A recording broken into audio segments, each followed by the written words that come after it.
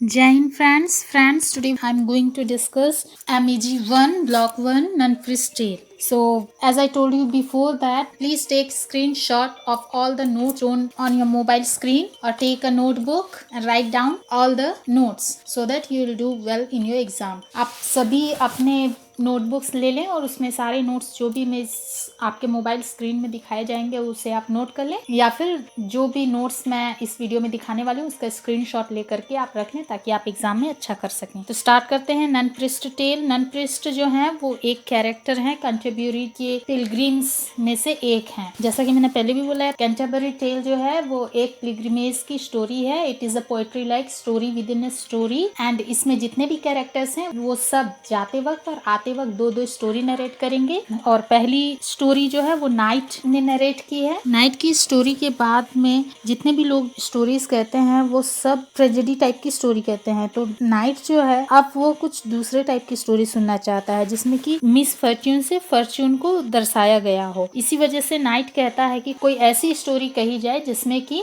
Miss Fortune से fortunate को दर्शाया गया हो। इस पर हमारा जो इन कीपर है, होस्ट जो है, वह कहता है नन प्रिस्ट से कि आप एक स्टोरी बताएं। और नन प्रिस्ट जो है वह 3 लोगों के साथ में आई हुई है इस पिलग्रिमेज में। तो ये जो नन प्रिस्ट हैं वो प्रायरस और नन के साथ में ट्रेवल कर रही हैं। नन प्रिस्ट जो है वो मॉन्क की स्टोरी के बाद में अपनी स्टोरी नरेट करती हैं। और नन प्रिस्ट जो है वो एक फैबल कहती हैं। फैबल मीन्स एक स्टोरी, पंचतंत्र की कहानियां जैसे हैं जिसमें कि जानवरों को बोलता हुआ दिखाया गया है और जानवरों के माध्यम से स्टोरी नरेट होती है। उस तरह की स्टोरीज को फैबल कहते हैं। तो हमारी जो नन प्रिस्ट है वो भी एक फैबल सुनाती हैं और इस फैबल में चांटिक्लियर नाम का एक रूस्टर है, एक मुर्गा है चांटिक्लियर नाम का, और उसी की स्टोरी है ये। नन प्रिस्ट स्टोरी शुरू करते हुए कहती हैं कि एक ओल्ड वुमन है और वो ओल्ड वुमन जो है वो अपनी 2 बेटियों के साथ में रहा करती हैं। इनके पास कुछ ही संपत्ति है और इन संपत्ति में उनके 3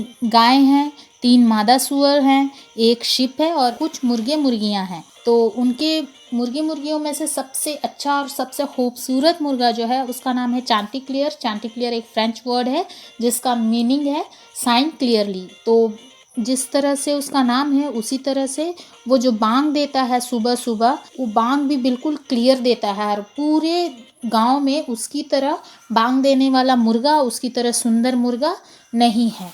उसकी ब्यूटी को एक्सप्लेन करते हुए नन प्रिस्ट कहती हैं कि the chicken has white nails as lilies. उसके जो नाखून है पैर के वो बिल्कुल लिली के फ्लावर की तरह है। Black beak as jet crest redder than a fine coral. Chanticleer loves her hand named Pertelote. वैसे तो चांटिक्लियर इतना सुंदर है, इतना अच्छा बांध देता है, इसीलिए सारी मुर्गियां उसकी दीवानी हैं और उसने 6 मुर्गियों को अपनी बीवी भी बना रखा है। लेकिन उसकी जो फेवरेट मुर्गी है, उसकी जो फेवरेट पत्नी है, उसका नाम है पैटेलॉट, जो कि बहुत ही समझदार है, बहुत ही सुंदर है और होशियार भी है। एक दिन क्या होता है, जब वह अपनी वाइफ्स लोगों के साथ में सोया हुआ होता है, रात में अचानक से वह जग जाता है एक बुरा सपना देखकर और फिर डरा हुआ दिखाई देता है, जिस पर कि पैटेलॉट जो कि चांटिक्लियर की फेवरेट वाइफ थी, ये देखकर गुस्सा हो जाती है और कहती है कि तुम कैसे हस्बैंड हो जो कि डर जाते हो। कोई भी लेडी ऐसा हस्बैंड नहीं चाहेगी, डरा हुआ और छोटी छोटी बातों में डरने वाला। इस पर चांटिक्लियर उसे अपनी परेशानी बताता है मैंने सपने में देखा कि एक orange hound like beast type के वुल्फ ने मुझे पकड़ लिया है, मुझे मारना चाहता है। इस पर पैटेलॉट और गुस्सा हो जाती है और वो करेजियस रहती है, तो वो कंसोल करती है और कहती है कि तुम ज्यादा काम करने लगे हो आजकल शायद, या ओवरलोड डाइट लेने लगे हो, कुछ ज्यादा ही खाने लगे हो, इसी वजह से तुम्हें बुरे बुरे सपने आ रहे हैं। मैं तुम्हें कुछ हर्ब्स के नाम बताऊंगी जिससे कि तुम खा लेना, कुछ दाने बताऊंगी उसे तुम खा लेना और तुम्हारी ये जो प्रॉब्लम है बुरे सपनों की, ये दूर हो जाएगी। इस पर जो चांटिक्लियर कहता है कि कई विद्वान हैं जिन्होंने कहा है कि सपनों को अनदेखा नहीं करना चाहिए और सपने जो है हमें हमारे भविष्य के बारे में बताती है। पर किसी तरह पैटेलॉट जो है वो चांटिक्लियर को कन्विंस कर लेती है और उसके बाद में पैटेलॉट, चांटिक्लियर और उसकी सारी वाइफ्स जो रहती हैं अच्छा टाइम स्पेंड करती हैं। एक दिन मई के महीने में चांटिक्लियर जो है वो अपने फार्म में ही पड़ा होता है और उसको कुछ दिन से नोटिस कर रहा होता है एक फॉक्स। वो बूढ़ी चांटिक्लियर की जो मालकिन थी उसके घर वालों की सभी की मूवमेंट को नोटिस कर रहा होता है और एक दिन मौका देखते ही वह चांटिक्लियर से मिलता है। जब चांटिक्लियर एक बटरफ्लाई को देख रहा होता है उस वक्त जाता है फॉक्स और चांटिक्लियर से बात करता है और चांटिक्लेयर वहाँ से भागने ही वाला होता है कि वह चांटिक्लेयर को चापलूसी में अपनी फंसाना चाहता है। और वह कहता है चांटिक्लेयर से कि तुम ये मत समझो कि मैं तुम्हें पकड़ने आया हूँ, मैंने तो सुना है कि पूरे गांव में तुम जैसा अच्छा बांग देने वाला, तुम जैसा अच्छा मुर्गा है नहीं, तो मैं बस तुम्हारी बांग सुनने की, तुम्हारी आवाज़, तुम्हारे गाने की चाहत ने मुझे तुम तक लेकर आया है और मैं तुम्हारा गाना सुनना चाहता हूँ। इस बात को सुनते ही चांटिक्लेयर जो है उस पर थोड़ा घमंड आ जाता है, गर्व आ जाता है, वो खुश हो जाता है, खुशी से उसकी छाती फूल जाती है और वह ज़ोर ज़ोर से चिल्ला करके गाना गाने वाला ही होता है कि फॉक्स जो है उसका गला पकड़ के ज़ोर से दौड़ता है जंगल की तरफ। जंगल की तरफ जाते हुए उसे कोई देखता ही नहीं है, आसपास कोई होता नहीं, इसलिए चांटिक्लेयर को बचाने वाला भी कोई नहीं होता है। इसके बाद में कुछ वक्त के बाद जब चांटिक्लेयर नहीं लौटता है तो उसकी जो मुर्गी है वाइफ पैटेलॉट को चिंता होती है और वो जोर जोर से चिल्ला करके यह मैसेज देती है उस विडो को कि अभी तक चांटिक्लेयर नहीं आया है घर। इस पर विडो और उसकी 2 बेटियां और कुछ लोग और 3 कुत्ते सब मिल करके जाते हैं चांटिक्लेयर को ढूंढने के लिए। पर वो लोग जंगल की तरफ जाते ही रहते हैं। इस पर चांटिक्लेयर जो है वो समझ चुका होता है कि अब मैंने खुद को अगर सेव नहीं किया तो मुझे सेव करने के लिए यहाँ पे कोई नहीं आएगा। और वह ठीक जिस तरह से फॉक्स ने चांटिक्लेयर को फ्लैटर किया था उसी तरह वो फॉक्स को फ्लैटर करना शुरू कर देता है और वो कहता है कि चांटिक्लेयर फॉक्स से कहता है, लोमड़ी से कहता है कि तुम क्यों बेकार में इतना परेशान हो करके दौड़ दौड़ करके इतना मेहनत करके आगे भागे जा रहे हो। तुम चाहो तो मैं तो जख्मी हो चुका हूँ, मुझे तो तुम ले जाके जंगल में भी खा सकते हो और मैं तो जाऊँगा नहीं कहीं। अब तुम्हें चाहिए कि तुम जो भी लोग तुम्हारा पीछा कर रहे हैं, वो बूढ़ी औरत, उसकी 2 बेटियां और कुत्ते और गांव के लोग, उन सब पर तुम झड़प पड़ो और उन लोगों को छिन्न भिन्न कर दो जिससे कि वो तुम्हारा पीछा ना करें और तुम्हें अपनी एनर्जी वेस्ट ना करनी पड़े दौड़कर। तो इस बात से कन्विंस हो जाता है फॉक्स और फॉक्स क्या करता है, पीछे मुड़ता है और जैसे ही वो उसके पीछे भाग रहे झुंड पर झपटने के लिए अपना मुंह खोलता है, वैसे ही चांटिक्लेयर जो था वो फॉक्स के मुंह से निकलकर जाकर बैठ जाता है एक पेड़ की ऊंची डाल पर। बेचारा फॉक्स अब क्या करे, उसने फिर से ट्राई किया फ्लैटर करके किसी तरह से चांटिक्लेयर को नीचे उतारने की, पर चांटिक्लेयर इस बार फॉक्स की बातों में नहीं आया और उसने अपनी मिस फॉर्च्यून को फॉर्च्यून में चेंज कर दिया। तो ये थी नन प्रिस्ट टेल। तो इस पर नन प्रिस्ट का कहना है we should not believe in flattering, मतलब चापलूसी के ऊपर कभी भी विश्वास नहीं करना चाहिए और चापलूसों पर कभी विश्वास नहीं करना चाहिए। तो ये तो थी story. Now let's see the sequence of the pilgrims.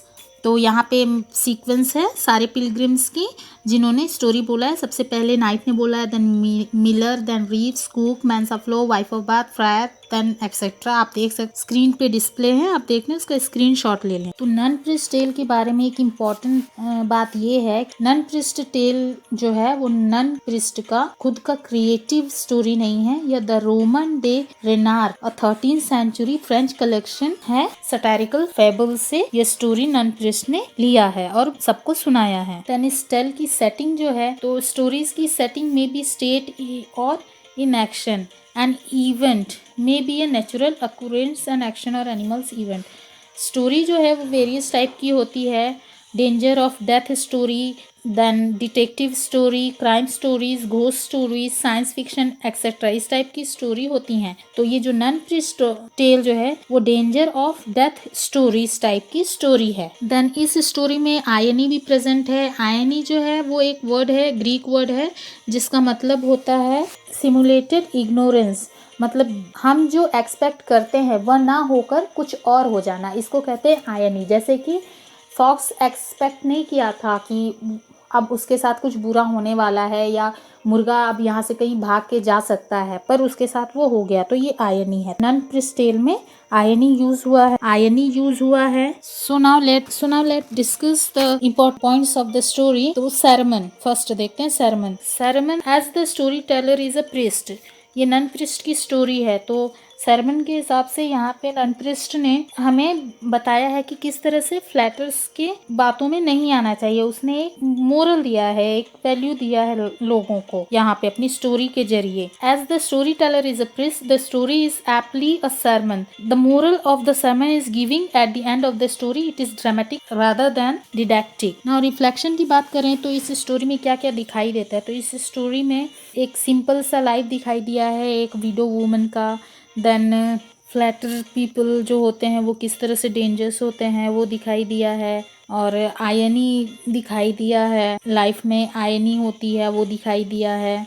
Mock heroic की बात करें तो फेबल्स जो होते हैं वो मोक हेरोइक होते हैं। मोक हेरोइक मतलब इस तरह की स्टोरी या पोयम जिसमें कि किसी बहुत बड़े चीज को डिस्क्राइब किया जाता है एक छोटी सी वैल्यू दिखाने के लिए। और इस टाइप के पोयम में जो सेंट्रल कैरेक्टर होता है वो ज्यादा ब्रेव नहीं होता है। जैसे हमारा चांटिक्लेयर, वो ज्यादा ब्रेव नहीं है, वो बातों में आ जाता है हमेशा दूसरों की। उसे सपने में ये बात पता भी थी कि उसके ऊपर डेंजर आने वाला है, बट वो पेटलॉक की बात में आ गया। देन फॉक्स को देखते हुए भी वो फॉक्स की बातों में आ गया। तो इसमें मोक हेरोइक भी प्रेजेंट है। Then the dream stories, the moral and the debate on dreams. Dream stories मतलब ये स्टोरी जो है, इस स्टोरी में जो भी घटना घटित होता है उससे पहले हमारे जो मेन कैरेक्टर हैं चांटिक्लेयर, उनको ड्रीम आया होता है।